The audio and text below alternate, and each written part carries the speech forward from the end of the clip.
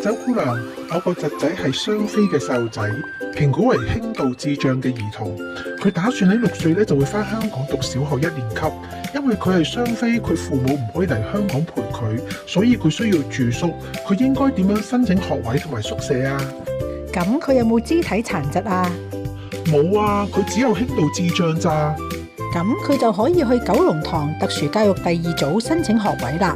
到時帶齊啲文件，包括智能評估報告、身份證證明文件就可以申請噶啦。咁宿舍申請點樣做啊？係咪入咗學校之後同呢個學校申請就得噶啦？當然唔係啦，香港有6大類型嘅特殊學校，所有學校咧都設有呢個宿舍嘅，但係咧就只有輕度智障嘅學校係冇宿舍嘅喎。吓？咁點算啊？佢一定要有住宿服務嘅喎。嗱，我見過好多呢類型嘅學生，大部分咧都會寄住喺佢哋親戚嘅屋企，有啲父母咧更加會喺香港租一間屋，然後咧佢哋自己長期申請嚟香港照顧佢哋嘅仔女嘅。除咗呢2個方法之外，仲有冇其他方法啊？如果輕度智障人士缺乏家庭嘅支援，可以喺15歲之前申請入住輕度智障兒童之家。而當佢進入咗15歲之後咧，就可以申請為智障人士而設嘅輔助宿舍啦。咦，我從來冇聽過輕度智障兒童嘅兒童之家嘅喎，佢有啲咩特色呢？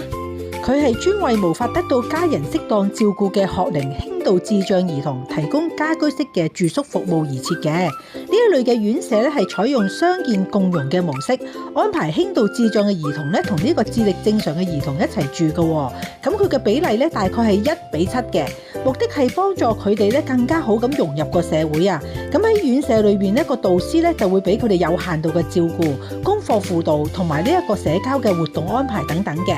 咁宿舍裏邊咧除咗有呢一個嘅照顧員之外咧，亦都有社工啦、保健員、工作員同埋有需要嘅時候咧，更加可以轉介去呢個臨床心理學家進行治療嘅。咁每一個兒童之家有幾多個兒童一齊住啊？每一個兒童之家有8個兒童一齊住嘅。聽完你咁講，有咁多專業人士照顧佢哋，真係好令人放心啊！咁點樣去申請㗎？佢可以透過服務佢嘅任何一個嘅社工，例如學校社工、地區支援中心嘅社工、社署綜合家庭服務嘅社工、醫務社工，都可以幫你透過社署嘅康復服務中央轉介系統輪候相關嘅服務㗎。咁到佢15歲之後，佢要申請呢個輔助宿舍，又由邊一個去幫佢呢？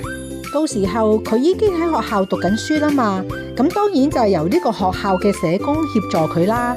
咁而申請嘅費用係全免㗎。聽完你咁講之後，咁我就放心晒啦。咁我會翻去咧話俾佢聽點樣去申請。如果有啲咩唔明白嘅話咧，我會再揾你幫手㗎。好啊。